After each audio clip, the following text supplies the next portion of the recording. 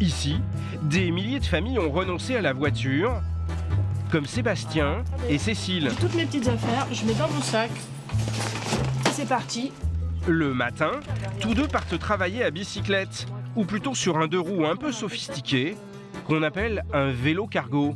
Pour moi, le vélo, c'est vraiment une façon de me déplacer rapidement, simplement, sans me prendre la tête. Je mets mes enfants derrière, je vais faire une course, j'ai pas besoin de galérer pour me garer, j'ai pas besoin de me demander où je vais mettre ma voiture. Moi, ça me facilite la vie, ça me rend heureuse. Allez go, c'est parti. Plus sympa, mais surtout tout aussi rapide qu'en voiture. Moins de 2 km, je fais entre 5 et 10 minutes, j'ai jamais chronométré. Ciao, bonne journée. À ce soir. Du coup, il ne se contente pas du seul trajet domicile-travail en deux roues. La semaine dernière, on a emmené pas mal de choses à la déchetterie en vélo, voilà. Là, il y a ma mère qui est venue de la gare qui est juste derrière, je la ramène avec la valise attachée derrière et puis elle s'installe derrière. À les entendre, ce serait facile de tout faire à vélo. Même les courses. Sébastien a l'habitude de pédaler jusqu'au supermarché avec son fils sur le porte-bagages. Du papier toilette, un pack de lait. Sébastien n'a pas peur de prendre des produits volumineux. Tout loge dans les poches de son vélo cargo.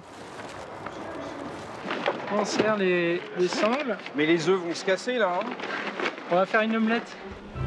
Si le vélo est une évidence pour cette famille, c'est qu'à Grenoble et dans les 49 communes voisines, les maires ont créé des voies cyclables qui sillonnent toute l'agglomération. Il y a même des autoroutes à vélo en plein centre-ville.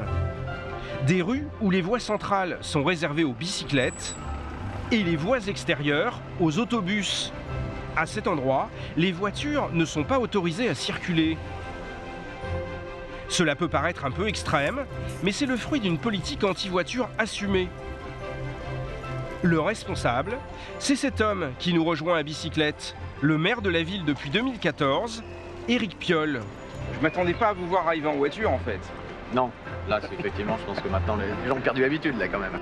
Il est fier d'avoir embarqué ses concitoyens dans le rejet de la voiture en ville. C'est ça que vous appelez les autoroutes à vélo?